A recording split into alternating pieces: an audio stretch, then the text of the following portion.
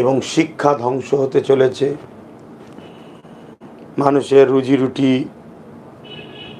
শেষ হয়ে গরিব অংশ একটা বড় ব্যাপকভাবে বাড়তে লেগেছে। যে গরিব মানুষদের মধ্যে এবার একটা বড় অংশ দুনিয়ার প্রভাবশালীদের দাসত্বর দিকে যেতে লেগেছে। এরকম একটা করুণ ভয়ানক সময়ে আমি আশা করি আপনাদেরকে আমার কথা আপনাদেরকে বোঝার প্রয়োজন, মানে আমার বলার উদ্দেশ্য এটাই যে হুজুর পাক সাল্লাল্লাহু আলাইহি সাল্লামকে আরও বেশি করে আমাদের উচিত ফলো করা, তিনার সুন্নাতে জীবন গড়া, তিনাকে মহব্বত করা, আদব করা। কেন আইয়ামে জাহিলিয়াতের যুগে হুজুর পাক সাল্লাল্লাহু আলাইহি সাল্লাম যে ইনকিলাব, যে কষ্ট করে তিনি সমাজের অন্যায় অত্যাচার জুলুম সন্ত্রাসীকে খতম করে মানুষকে স্রষ্টার সঙ্গে বান্দা ও খালেকের সম্পর্কে জুড়েছে এবং ইনসাফ ইনসানিয়াত ন্যায় প্রতিষ্ঠিত করেছে, সেই নীতি আদর্শের ওপরে আমাদেরকে বেশি করে ফলো করা এবং জুড়ে থাকা একান্ত প্রয়োজন। তাহলে এই ভয়ানক পরিস্থিতিতেও ইনশাল্লাহ আমরা নিরাপদে থাকব, সমাজ নিরাপদে থাকবে, আমাদের নতুন প্রজন্ম একটা সুন্দর সভ্য সমাজ পাবে। তো যাক, আমাদের মূলত যে বিষয়টা প্রশ্ন উত্তর, আপনারা প্রশ্ন করবেন, আমি উত্তর দেবো। এবং আমি গত সপ্তাহে কয়েকটা প্রশ্ন করেছিলাম, তার যথাযথ উত্তর আমি সেভাবে পাইনি। তাই আমি কিন্তু এই সপ্তাহে আর নতুন করে প্রশ্ন করছি না, ওই প্রশ্নগুলোরই উত্তরের অপেক্ষায় রইলাম। আশা করছি আপনারা প্রশ্নের উত্তরগুলো দিয়ে আপনারা বুঝতে পারছেন কি জানি না।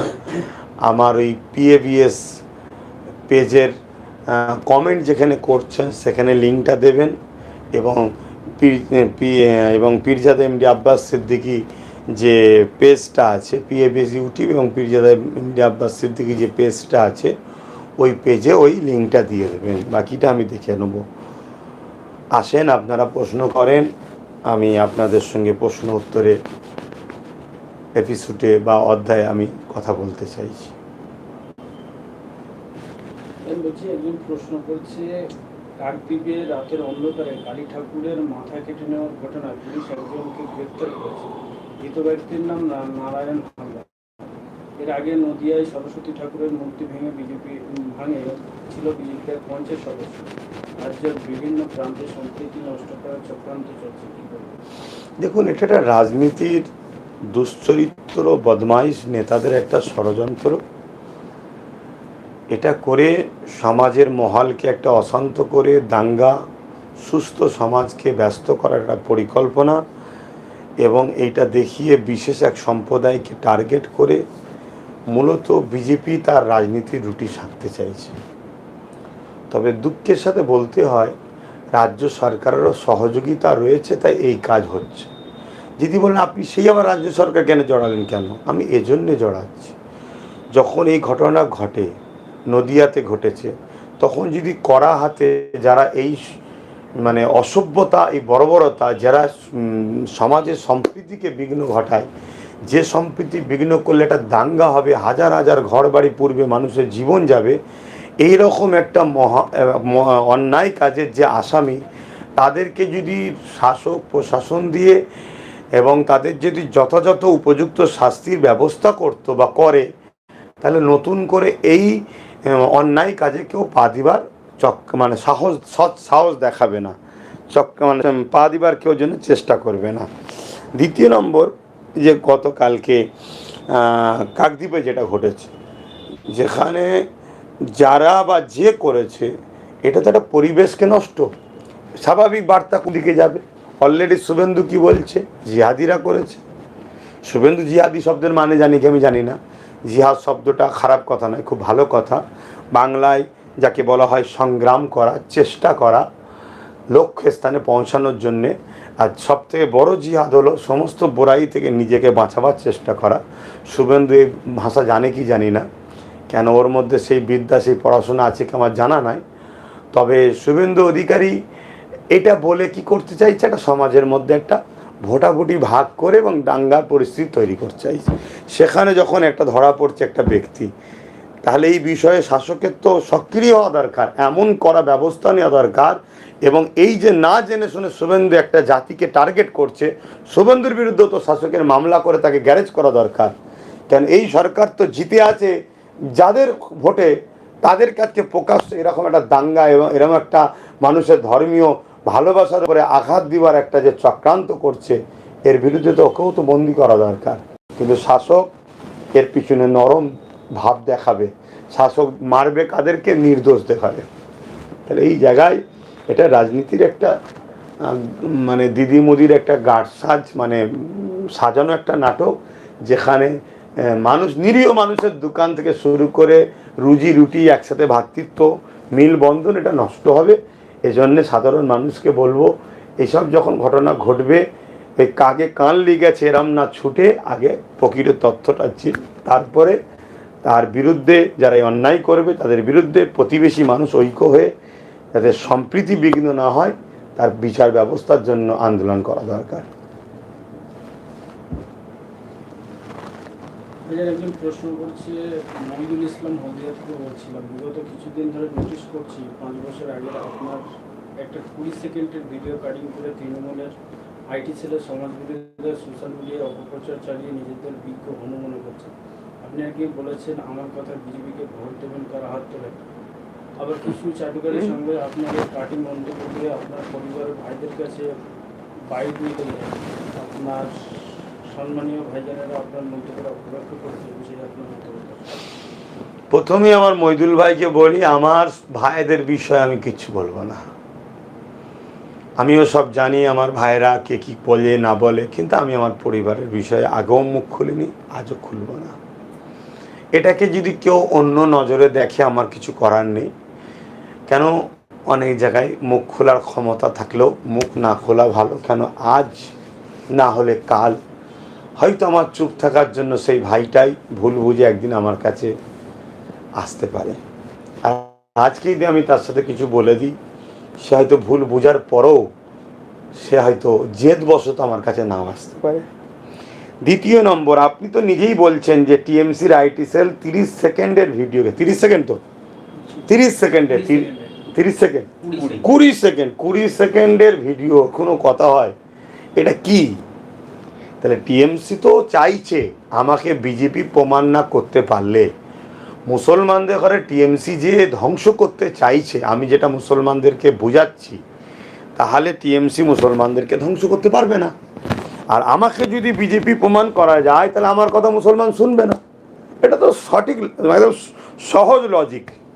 তবে আমি একটা কথা বলবো, আমি আজ আপনাদেরকে জানাচ্ছি, এই পিএবিএস এবং সব জায়গায় বিজেপিকে কোনোভাবেই ভোট দেওয়া চলবে না, হারাম।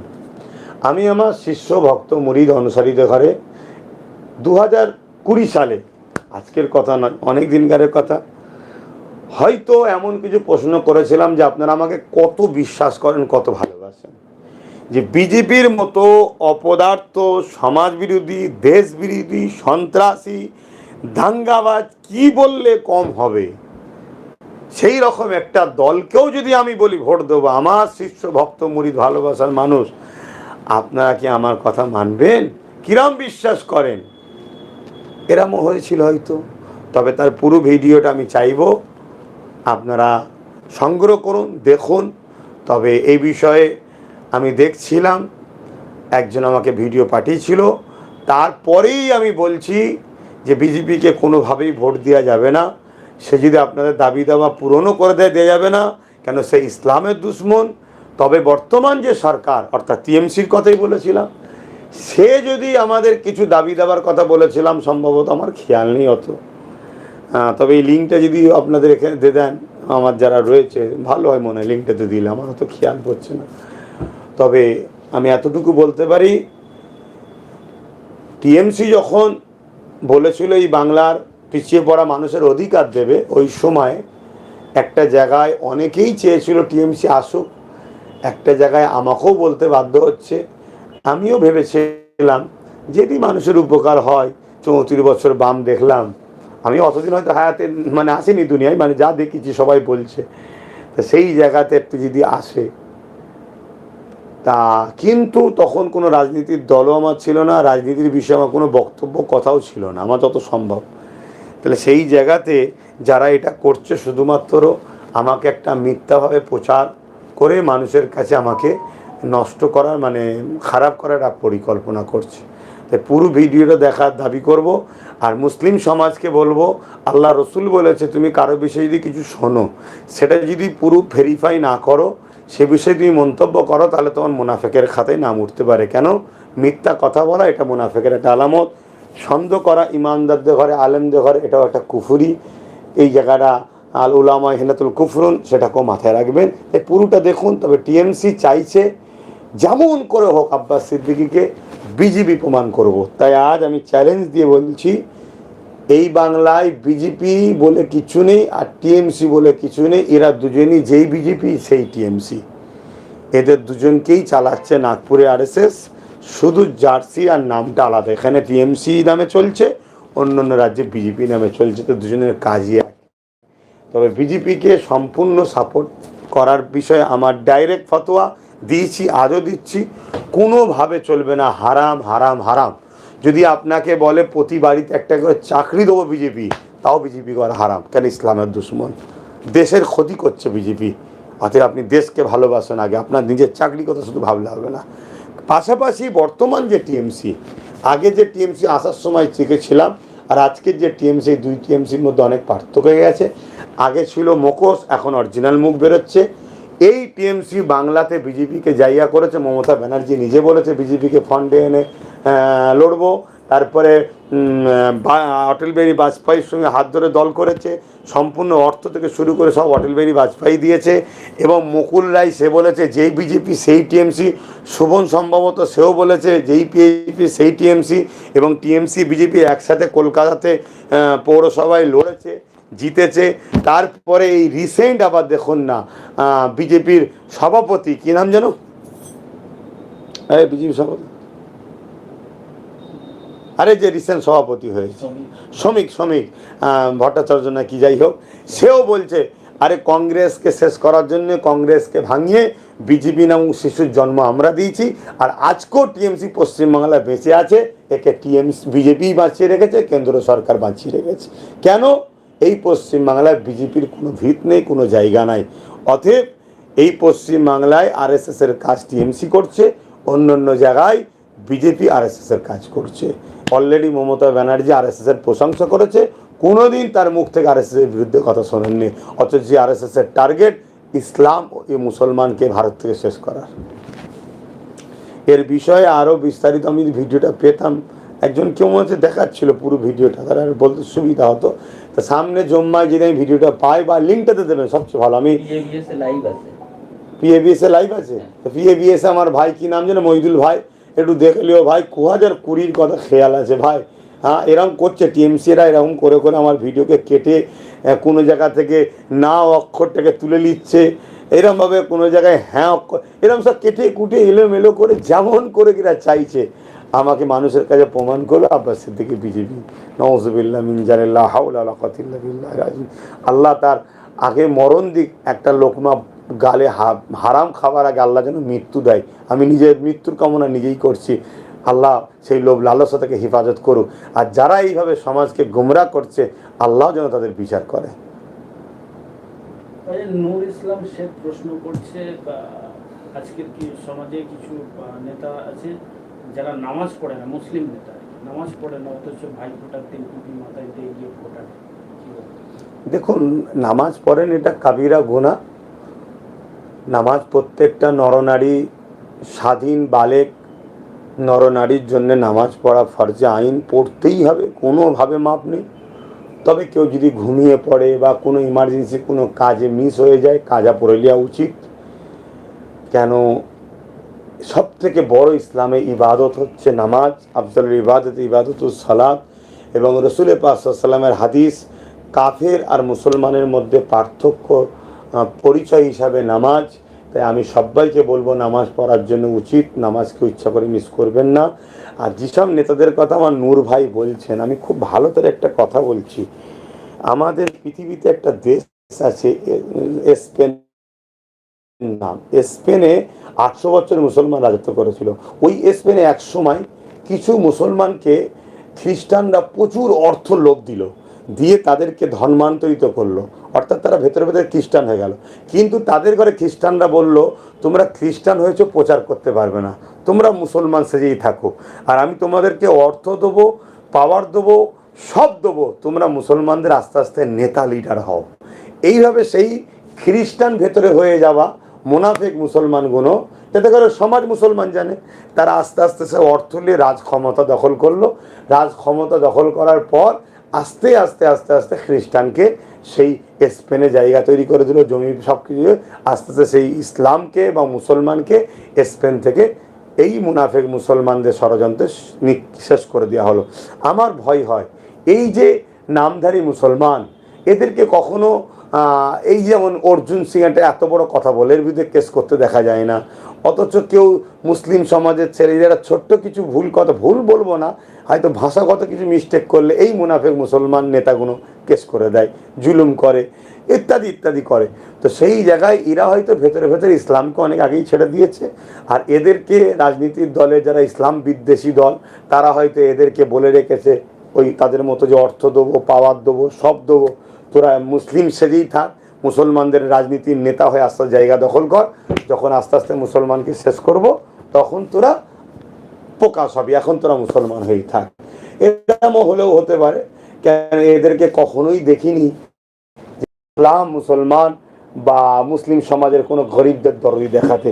আমরা দেখি অমুসলিম ভাইরা তারা তাদের অন্য মানুষকে, অন্য ধর্মের মানুষকেও ভালো নজরে দেখা উচিত, দেখে কম বেশি যাই হোক, তারপরেও নিজের কওমের জন্য, নিজের ধর্মের জন্য একটা কিন্তু বিশাল দরদ। দেখেন না, মমতা রাজকোষ থেকে একটা বিশাল বড় মন্দির করে দিল, আবার বলছে আমি দুর্গা গিনা করবো, কালী কি মন্দির না কি সব ইত্যাদি ইত্যাদি বলছে। ওইদিকে দেখুন মোদি রাম মন্দির করে দিচ্ছে। আমি বলছি না যে কোনো মুসলিম নেতা রাজকোষ থেকে আমাদের ধর্মের স্থান করে দিক, কেন ওটা চলবে না, কিন্তু কমসে কম শিক্ষার জন্য তো ভাবা দরকার। যেটা মুসলিম নেতা, তোর কম কি করে শিক্ষিত হবে, আইএস আইপিএস ডাব্লিউবিসিএস চাকরি কি করে পাবে, তা তোর কমের উপর মিথ্যা কেস দেয়, কমসম তুই তো সামনে আসবি। আজকে তোর কমের লোকেরা নদী ভাঙনে সব মরে যাচ্ছে, অমুসলিম বিপদে পড়লেও দাঁড়ানো দরকার, নেতা সবার হয়, কিন্তু তুলনা করছি যখন এটা কথা যখন এসছে সেটা হবে প্রকৃতদের লিডার সে যে হিন্দুর পাশেও দাঁড়াবে, মুসলমানের পাশে দাঁড়াবে, সে হলো রাজনীতির নেতা। কিন্তু এরপরও কমের পাশে আজকে হিন্দু ভাইরা তারা কমের পাশে দাঁড়াচ্ছে, আমাদের কেউ নেই, কেউ কথা বলেন না। যে কটা মুসলমান আছে মুসলিম জায়গাগুলোকে দখল করে জিতছে মুসলমানদের ভোট নিয়ে, কিন্তু দেখা যাচ্ছে তারাই মুসলমানকে কেস দিচ্ছে, মুসলমানদের ঘর ভাঙছে, মুসলমানদের জুলুম করছে, মুসলমান কিছু বলতে গেলে তখন তারা তাদের উপরে পিটছে, মারছে। এটা মনে হয় সেই স্পেনের ইতিহাসটা যদি আমরা ভালো করে দেখি, এইভাবেই আমাদেরকে ভারতবর্ষ থেকে শেষ করার একটা পরিকল্পনা করছে। কিন্তু দুঃখের বিষয়, আমাদের উলামাদের বড় বড় ওলামা বা বড় বড় একটা অংশ তারা চুপ করে আছে, বা অনেকে আবার এদেরই চাটুকারিরা করছে। সেই জায়গায় আমার মতো ছোট্ট ক্ষুদ্র মানুষ বলে কতটা কি করবে, তবে চেষ্টা করা আমার কাজ, আমি করছি। গতকাল আপনার হাড়োয়ায় একটা প্রোগ্রাম ছিল, এখানে অনেক সোশ্যাল মিডিয়া দেখাচ্ছে যে কর্মীদের উপরে আক্রান্ত হয়েছে, আবার অনেকে দেখাচ্ছে আপনার উপরে আক্রান্ত হয়েছে, আক্রমণ হয়েছে। এই বিষয়ে যদি একটু খুলে বলেন কি হয়েছে। অ্যাকচুয়ালি ব্যাপারটা শোন, আমি যেটুকু জানি আমি সেটা বলতে পারবো।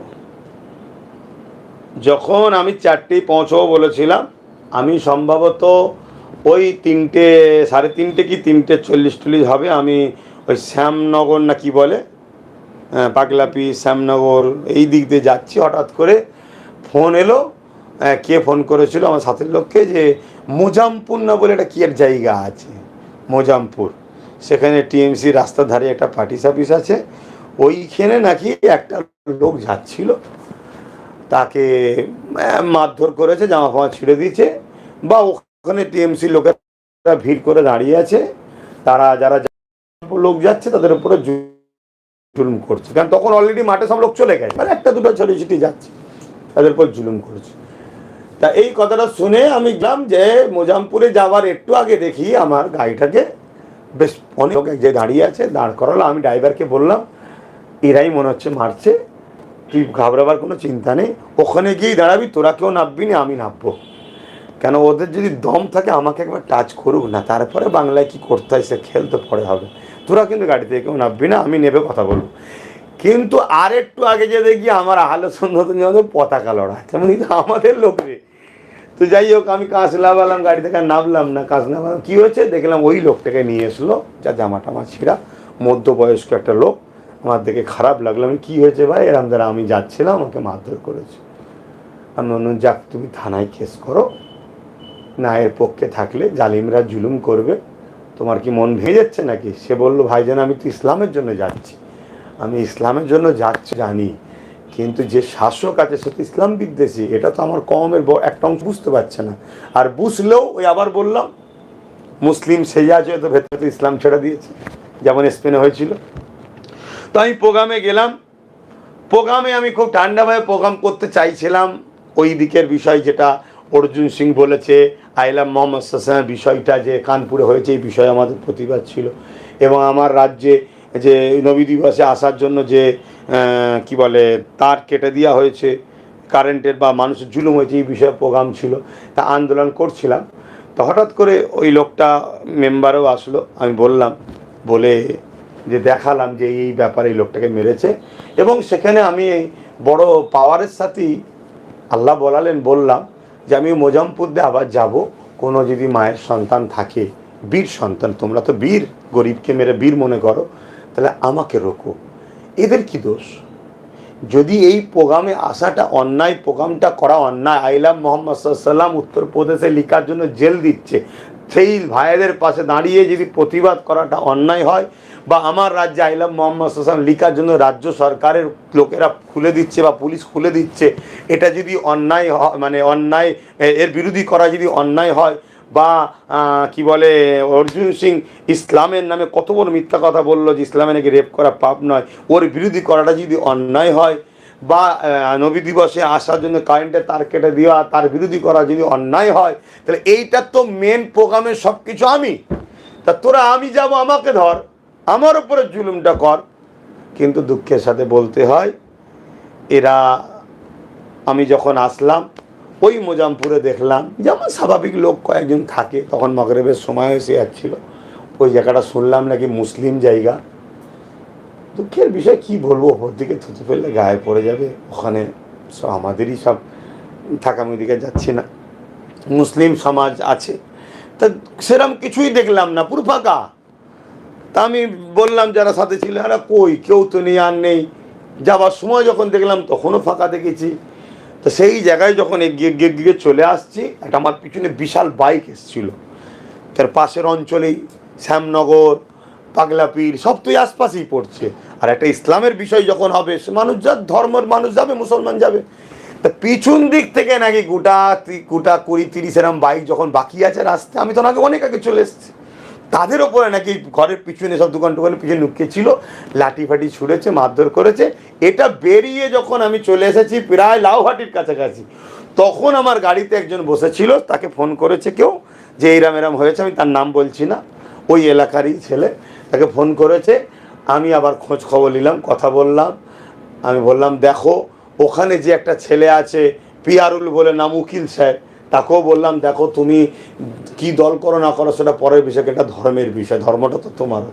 অর্থাৎ তুমি উকিল সাহেব মানুষ, নিজের খরচ করে আর করে যদি কারো কিছু হয় দেখো, বোঝা সেরম কিছু নয়, এটা কেস হবে, আমরা কেস করবো। তো সেই জায়গায় কেস টেস করলো না। আমি ওকে বললাম যদি কারো চিকিৎসা করার লাগে তারপরেও তার খরচ করো, যা পয়সা লাগবে পরে বলবে, আমি ম্যানেজ করে দেবো। তারা বললো যে সব আমি করছি। এই হচ্ছে টোটাল বিষয়। তারা মারধর করেছে, অনেক ইনজোর হয়েছিল, তাদের চিকিৎসা করেছে, এবং কি খরচ হয়েছে না হয়েছে আমাকে জানাতে বলেছি, জানালে আমি দিয়েও দেবো। তবে আমার বক্তব্য এই জায়গাটায়, আমি আবার বলছি, যদি হুজুরের হয়ে, ইসলামের হয়ে এবং ইসলাম বিদ্বেষীদের বিরুদ্ধে পশ্চিমবাংলায় কথা বলার দরুন যদি পশ্চিমবাংলার টিএমসির পার্টির মুনাফেক মুসলমান গুন্ডাগুলো যদি বিরোধী করে, তাহলে এদের বিরুদ্ধে আমাদেরকে লড়াই করতে হবে। এরা মুসলমান সুরাতে বেঈমান, এই বেঈমানদের বিরুদ্ধে লড়াই করতে হবে। এতে যদি আমাদের জীবনটা যায়, ময়া করলে হবে না।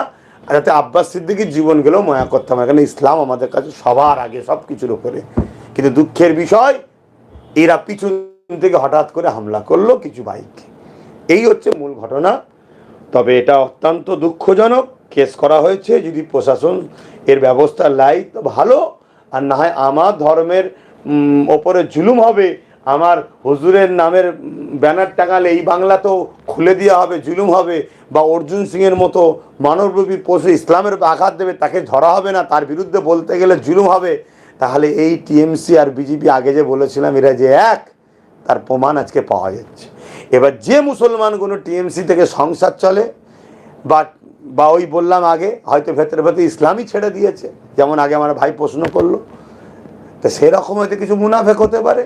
আর যদি মনে হয় যে না আমাদের কাছে ভুল মেসেজ আছে, আমার ওই সকল ভাইদেরকে বলবো যে দল করতে গিয়ে ইমান হারানা হয়ে যাও, সে দল করার থেকে দল ছেড়ে দাও। ওবিসির নতুন তালিকে মুসলিমরা চরম শোষিত ও বঞ্চিত, কি বলবেন? এর প্রতিবাদ করলে তো একদল মুনাফেক মুসলমানরা গাল দেবে। ওবিসিটা কি? ওবিসি একটা রিজার্ভেশন, যার দ্বারা মুসলিম সমাজের পিছিয়ে পড়া গরিব মানুষ আর্থিক দিক দিয়ে স্বাবলম্বী নয়, পয়সা দিয়ে অত পড়ার সুযোগ পেচ্ছে ভালো ভালো স্কুল কলেজে ইউনিভার্সিটিতে। এই ওবিসি রিজার্ভের কোটাতে মুসলমান চান্স পেত। ওবিসি রিজার্ভের কোটাতে মুসলমান ডাক্তার হচ্ছিল, উকিল হচ্ছিল, পুলিশ হচ্ছিল, এই রিজার্ভের কোটাতে। ইচ্ছা করে রাজ্য সরকার ওবিসি অ্যাক্ট যে আছে সেই আইনকে বুড়াগুল দেখিয়ে ইচ্ছা করে করেছে, যাতে উল্টো পাল্টা হবে আর কেউ কেস ঠুকে দেবে, পুরো ওবিসি চ্যাপ্টারটা ক্লোজ হয়ে যাবে। এইভাবে মুসলিম সমাজকে পুরো ধ্বংস করে দিয়েছে। যেমন কিছু কিছু কলেজে নতুন করে ভর্তি হচ্ছে, একটা ওবিসি কোটাতে মুসলমান গরিব ছেলেরা চান্স পাচ্ছে না। যত চাকরি হবে একটা ছেলে আর চান্স পাবে না। এমনি তো রাজ্য সরকার আসার পরে মুসলমানের চাকরি 1% হয়ে গেছে। বিগত সরকারের আমলেও কম ছিল, কংগ্রেসের আমলে প্রথম দিকে নাকি একটু বেশি ছিল শুনেছি, তখন তো আমি জন্মই হইনি। তো যাক, তারপরও মানুষ বলে। তো সেই জায়গাতে এই যে ইচ্ছা করে মুসলমানদের শিক্ষা এবং চাকরি, মুসলিম সমাজের আর্থিক দিক দিয়ে, শিক্ষার দিক দিয়ে রাজ্য সরকার ইচ্ছা করে মুসলমানকে হত্যা করার থেকেও জঘন্য কাজ, এদেরকে জীবিত রেখে দোদকে মেরে দেওয়ার একটা পরিকল্পনা করলো।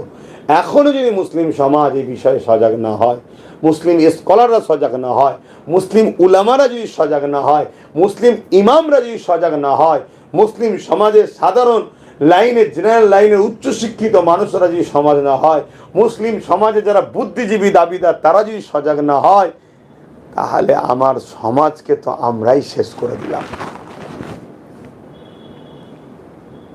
শামীম আলী মল্লিক প্রশ্ন করছে, ভোট আসছে, সস্তার রাজনীতি করতে, সাম্প্রদায়িক উত্তেজনা ছড়াতে, মূর্তি ভাঙা, ধর্মগ্রন্থ ছেঁড়া ইত্যাদি ঘটনা হতে পারে। কুচক্রীদের ষড়যন্ত্র ব্যর্থ করতে আপনার কি মতামত? আমার মতামত একটাই, যদি ধর্মকে ভালোবাসেন, ইসলাম ধর্মের অনুসারীদের বলবো, ধর্মকে যদি সত্যি ভালোবাসেন, ধর্মের উপরে আঘাত দিলে প্রতিহত করতে হবে, রোধ করতে হবে, কিন্তু আগে সত্য মিথ্যাটা জানতে হবে। জেনে যে দোষী তাকে শাস্তি দাও। একটা দোষীকে শাস্তি না দিয়ে 50টা নির্দোষকে শাস্তি দেবো অন্য ধর্মের হওয়ার দরুন, এটা ইসলাম ইজাজত দেয় না। আপনাকে আমার কথা পছন্দ হবে কি না হবে জানি না। পাশাপাশি অমুসলিম ভাইদের রিকোয়েস্ট করব, অনুরোধ করব, আপনার তো আমি বলতে পারি না, এটা আপনার ধর্মের ম্যাটার। আপনাদেরও মনে হয় দেশের স্বার্থে, মানুষের স্বার্থে, জাতির স্বার্থে, আপনাদেরও সমাজে শান্তি প্রতিষ্ঠিত স্বার্থে কিছু হলে আগে ভেরিফাই করুন। তারপরে যদি নামধারী কোনো কোলাঙ্গার মুনাফেক মুসলমান যদি আঘাত দিয়েও থাকে, আইনত ব্যবস্থা নিয়ে বা তার বিচার করুন। আমরা কখনোই এর বিষয়ে নিন্দা করব না, বিরোধী করব না। কেন ইসলাম যেখানে ইজাজত দেয়নি কারো ধর্মের ওপরে, কারো ধর্মগ্রন্থের ওপরে আঘাত দেওয়া, তাহলে কেন সে দিতে যাবে? অতএব সে আসামি। আর ঠিক তেমনই আমার ইসলামের ওপরেও কেউ যদি আঘাত দেয় তার শাস্তি হোক। যদি প্রশাসন শাস্তি না দেয়, অবশ্যই দেশ সংবিধান রাইট দিয়েছে, রাইট অনুযায়ী তার শাস্তি ব্যবস্থা করতে হবে। কিন্তু আগে জানতে হবে কে দোষী আর আদৌ এর পিছনে কি ব্যাপার। না জেনে যদি হঠাৎ করে, ধর্ম অবশ্যই সেন্টিমেন্টাল জিনিস, বড় প্রেম ভালোবাসার জিনিস, সেন্সিটিভ জিনিস, কিন্তু হুট করে মাথা গরম করলে হবে না। মাথা গরম করলে কি হবে? দুই দলের রাজনীতির নেতা মচকে মচকে হাসবে, আমরা নিচের তলায় সেই আরও গরিব হব, আরও বেকার হব, আরও চাকরি পাবো না, কেস খাবো, জেল খাটবো। এবং নির্দোষ লোককে মেরে নিজেরা পাপীও হব। সেই জায়গায় ঠান্ডা মাথায় বুঝে সুঝে কাজ করবেন, এটাই আমি অনুরোধ করব।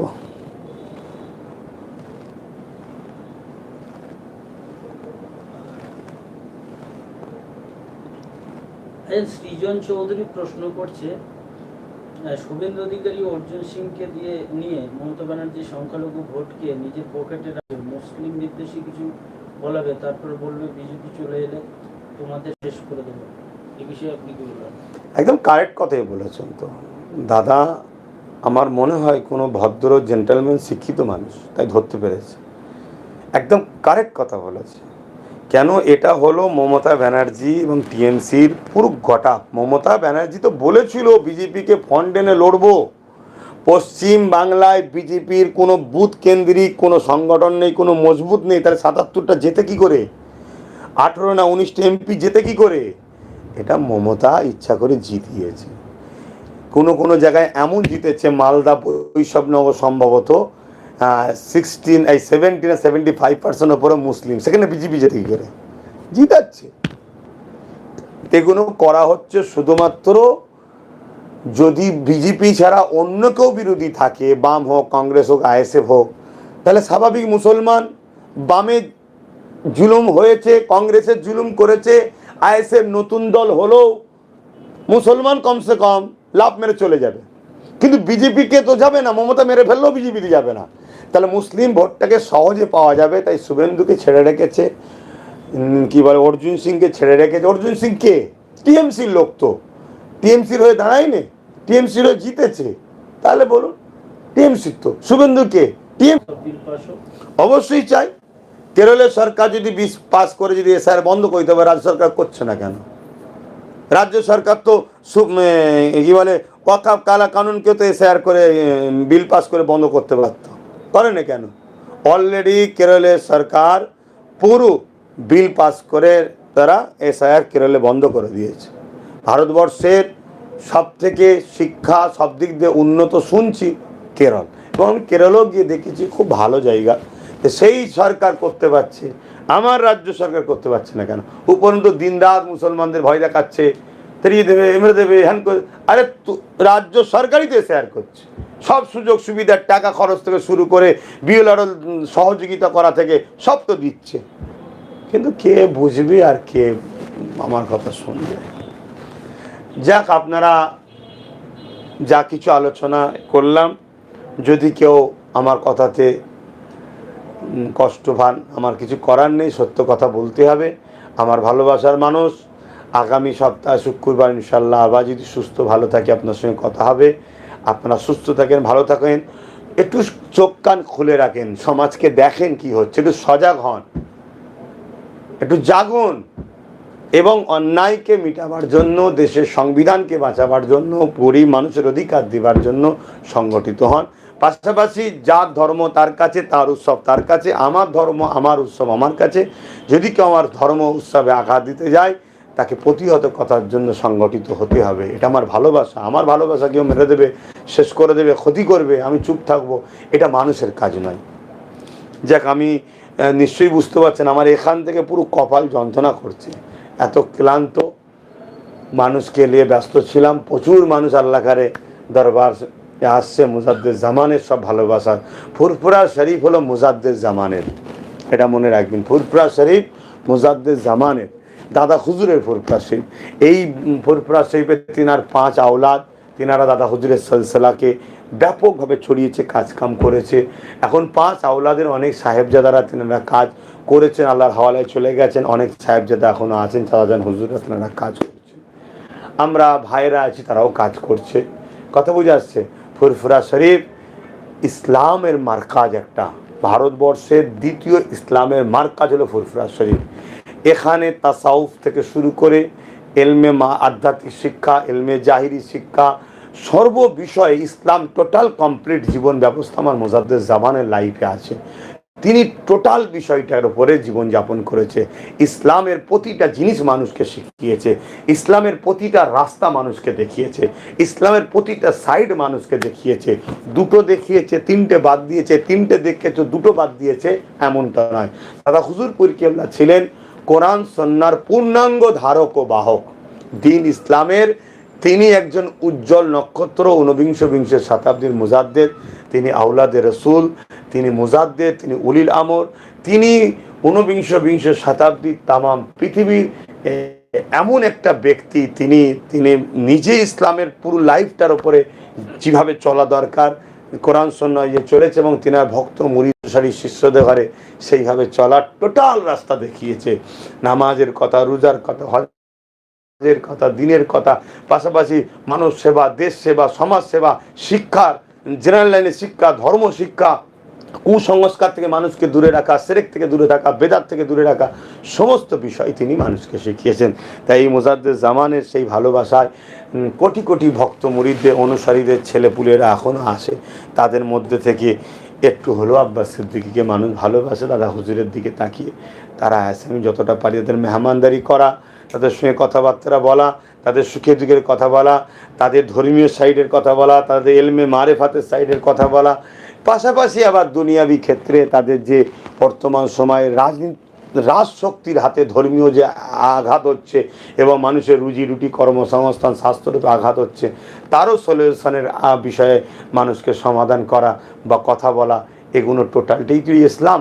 সব বিষয়টার উপরে কথা বলি আমি, বলে তাদেরকে সমাধান করার চেষ্টা করি। ও শুধু একটা বিষয়ে বলে ছেড়ে দেবো এমনটা করি না, সব বিষয়টাই চেষ্টা করি। কেন একজন ধর্মগুরু ঘরের ছেলে হিসাবে আমার ভালোবাসার মানুষদের সব সাইডটাকে আমাদের শিক্ষা দেওয়া দরকার, যে তার জীবনের ধর্মনীতি কেমন হওয়া দরকার, কেমন হওয়া দরকার, সমাজনীতি কেমন হওয়া দরকার, সম্প্রীতি নীতি, মানববন্ধন নীতি, রাজনীতি, রাজনীতি, সবটাই তো তারা আমার থেকে শিখবে। তা আমি আমার ভালোবাসার মানুষদেরকে চেষ্টা করি এত কিছু বকে ক্লান্ত হয়ে থেকে আবার এই দিন ছাড়া সময়ও পায় না আপনাদের কাছে এসে, আমার কপালটা খুব যন্ত্রণা করছে। আমার ভালোবাসার মানুষ, আপনারা দোয়া করবেন, আমিও দোয়া করি, দেশের জন্য দোয়া করবেন, দেশবাসীর জন্য দোয়া করবেন, আমিও দোয়া করি। সকলে ভালো থাকেন, সুস্থ থাকেন। আল্লাহ হাফেজ। আসসালামু আলাইকুম ওয়া রাহমাতুল্লাহি ওয়া বারাকাতুহু।